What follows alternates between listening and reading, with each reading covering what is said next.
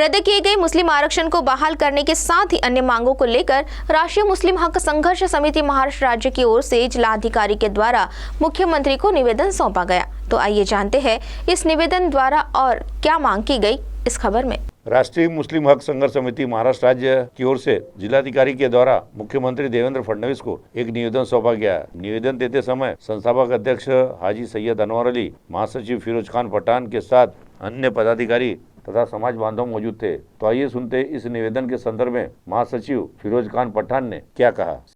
आज राष्ट्रीय मुस्लिम हक्क संघर्ष समितीतर्फे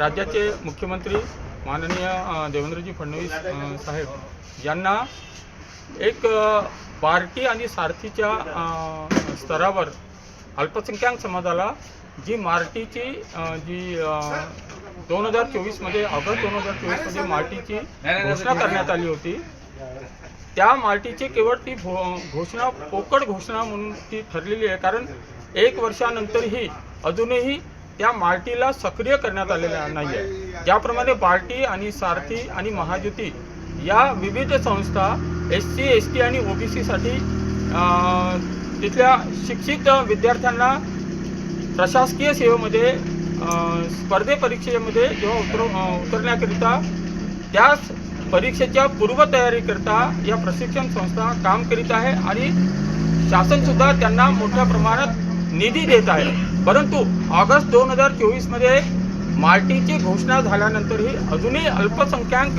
समाजाच्या या मार्टी संस्थेला शासनाने कोणताही निधी अजूनपर्यंत पुरस्कृत केलेला नाही आहे। हा निधी लवकरात लवकर यांनी वाटप करावा आणि लवकरात लवकर मार्टी सक्रिय करावी आणि 2014 मध्ये मुस्लिम समाजाला जे आरक्षण रद्द करण्यात आलं होतं ते आरक्षण पुन्हा बहाल करण्यात यावं, याकरिता आज आम्ही माननीय जिल्हाधिकारी मार्फत माननीय मुख्यमंत्र्यांना इथे निवेदन पाठविले आहे। धन्यवाद। CTV के लिए हमारे प्रतिनिधि जावेद शेख की रिपोर्ट।